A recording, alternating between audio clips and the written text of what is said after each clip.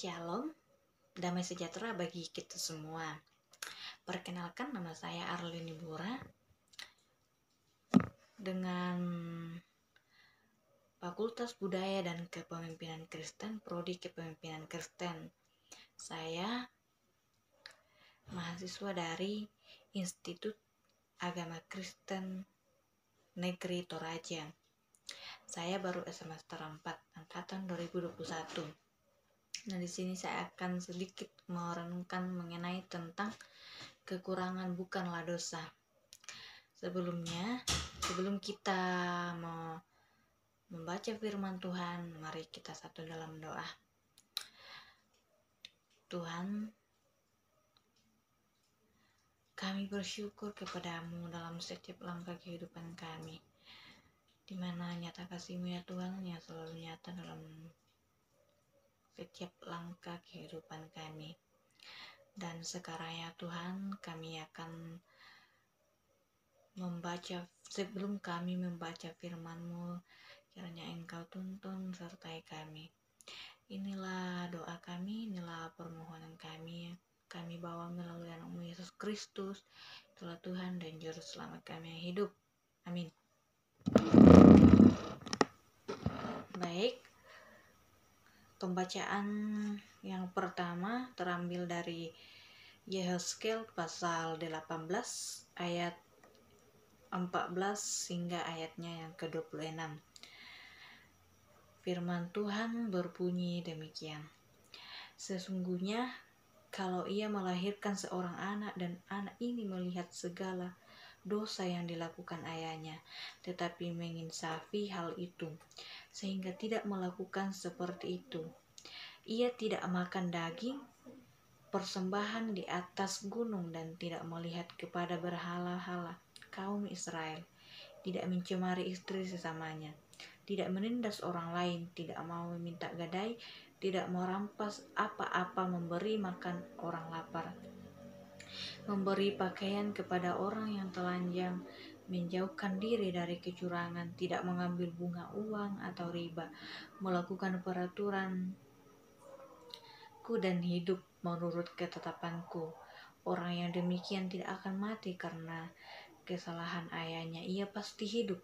Ayahnya yang melakukan pemerasan, yang merampas sesuatu, dan yang melakukan hal-hal yang tidak baik di tengah-tengah bangsanya, sungguh ia akan mati karena kesalahannya. Tetapi kamu berkata, mengapa anak tidak turut menanggung kesalahan ayahnya? Karena anak itu melakukan keadilan dan kebenaran, melakukan semua ketetapanku yang dengan setia, maka ia pasti hidup. Orang yang berbuat dosa itu yang harus mati. Nah, anak yang tidak akan turut menanggung kesalahan ayahnya dan ayah tidak akan turut menanggung kesalahan anaknya. Orang benar akan menerima berkat kebenarannya dan kefasikan. Orang fasik akan tertanggung atasnya. Tetapi jikalau orang fasik bertobat dari segala dosa yang dilakukannya dan berpegang pada segala ketetapanku serta melakukan keadilan dan kebenaran, ia pasti hidup, ia tidak akan mati. Segala durhaka yang dibuatnya tidak akan diingat-ingat lagi terhadap dia. Ia akan hidup karena kebenaran yang dilakukannya. Apakah berkenan kepada kematian orang fasik? Demikianlah firman Tuhan Allah, bukankah kepada pertobatannya supaya ia hidup? Jikalau orang benar berbalik dari kebenarannya dan melakukan kecurangan seperti segala kekejian yang dilakukan oleh fasik, apakah ia akan hidup? Segala kebenaran yang dilakukannya tidak akan diingat lagi.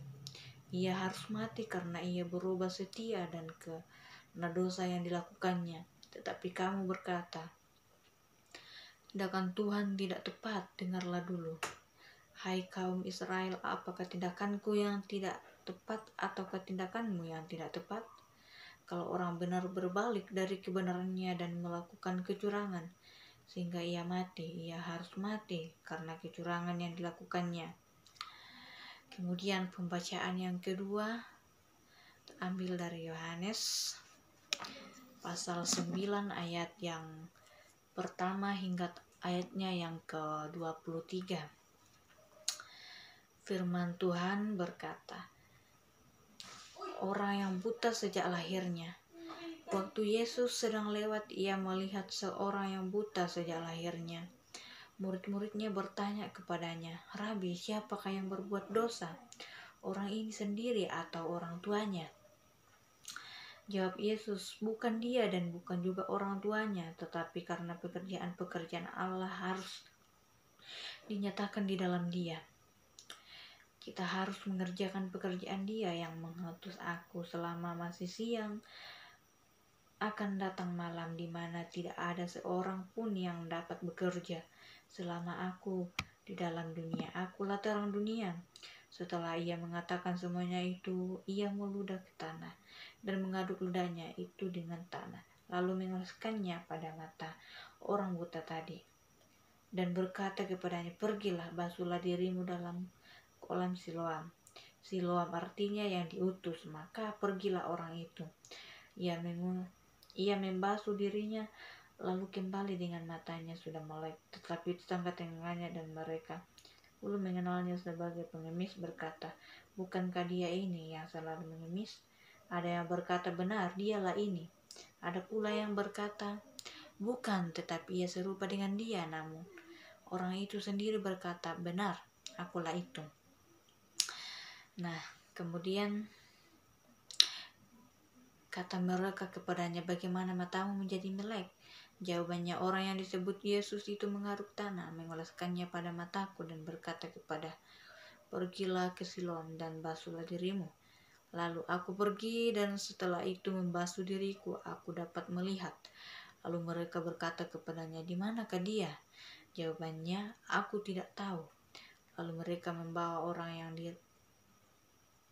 tadinya buta itu kepada orang Farisi. Adapun hari waktu Yesus mengaduk tanah dan memelekkan mata orang itu adalah hari Sabat.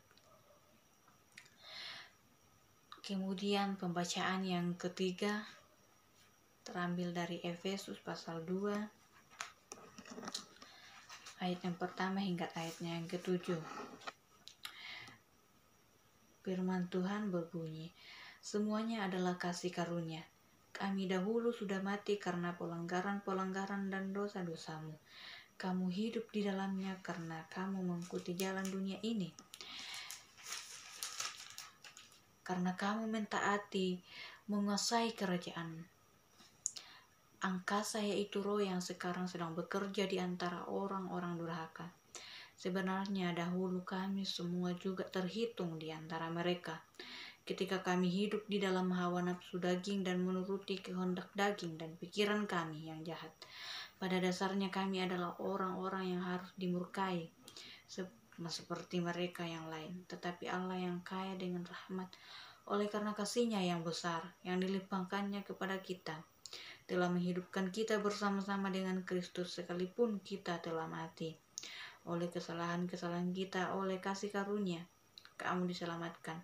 Dan di dalam Kristus Yesus telah membangkitkan kita untuk memberikan tempat bersama-sama dengan Dia di sorga, supaya pada masa yang akan datang Ia menunjukkan kepada kita kekayaan kasih karunia-Nya yang melimpah-limpah sesuai dengan kebaikan-Nya terhadap kita dalam Kristus Yesus.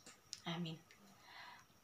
Nah, dari pembacaan kita yang ketiga ini, kitab yang ketiga ini terambil yang Hezkiel, Yohanes, dan Efesus, di mana temanya adalah kekurangan bukanlah dosa.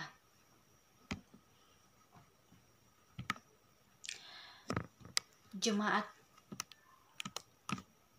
saudara-saudara yang kekasih, yang sama dikasihi Tuhan oleh Allah, upah dari dosa adalah maut. Dan oleh karena itu kita telah ditebus Allah melalui penyaliban Yesus Kristus. Nah, manusia bukanlah makhluk yang sempurna. Setiap orang memiliki kekurangan dan kelebihannya masing-masing. Kekurangan bukanlah dosa. Kekurangan bukanlah dosa.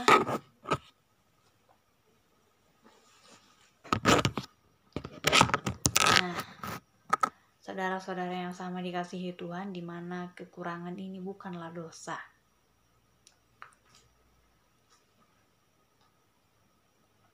Kekurangan bukanlah dosa sebab tidak ada yang sempurna. Bukan karena dosa seorang tidak dilahirkan sempurna, melainkan kekurangan ada karena Allah berniat berkarya di dalam kehidupannya.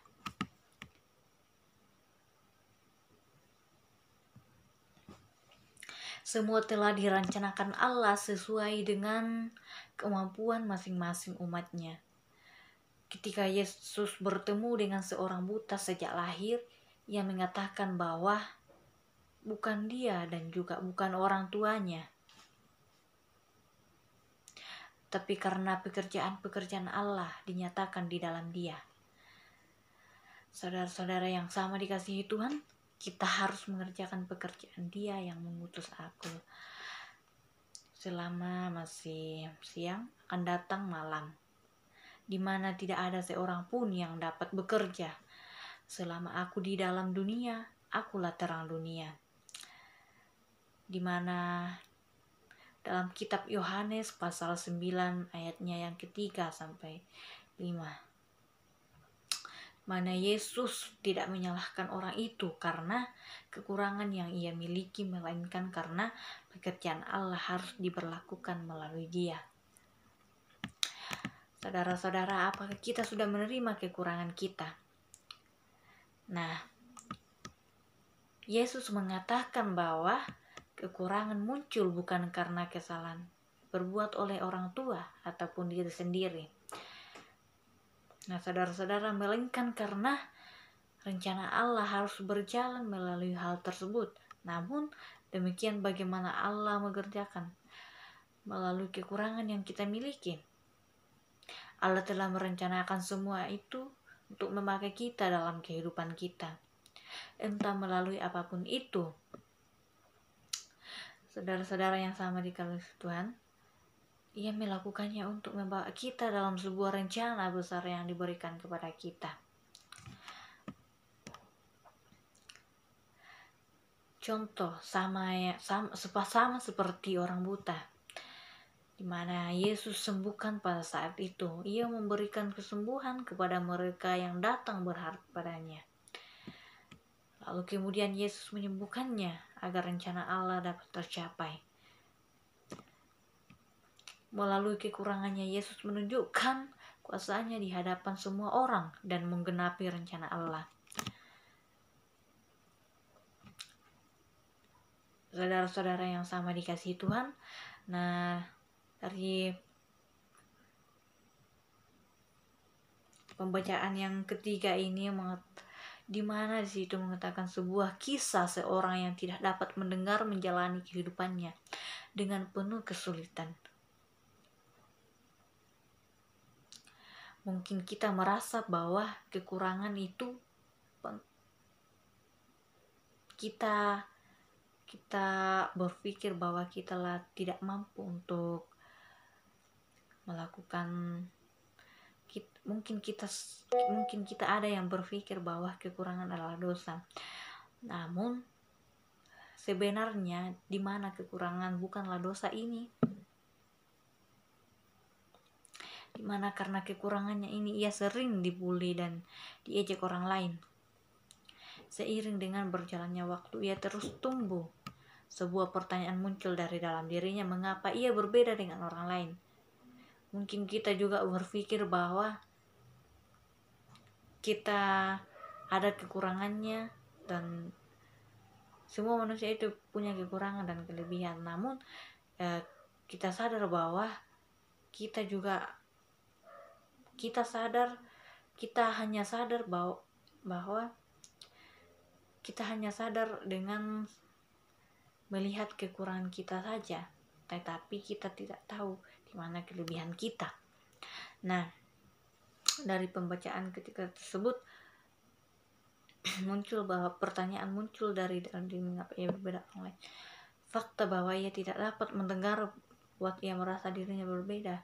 Hal ini pun membuat ia bersedih, namun karena sikap pantang menyerah yang dia miliki, ia tetap berusaha dan tidak menyerah. Tuhan memberinya kekuatan untuk terus tetap berusaha dan menyerah. Melanjutkan kehidupannya, ia berhasil menunjukkan bahwa pendengarannya bukan sebuah halangan. Ia mencapai kebahagiaan dalam hidupnya dan berhasil membawa kebanggaan melalui kecerdasannya. Saudara-saudara yang sama dikasih Tuhan, terimalah kekurangan yang ada pada kita dan mari kita berikan kehidupan kita padanya agar ia dapat mempergunakan kehidupan kita. Melalui caranya ia akan membawa kita pada kebahagiaan sejati yang telah disiapkan kepada kita untuk nanti kita nikmati bersama dalam Yesus.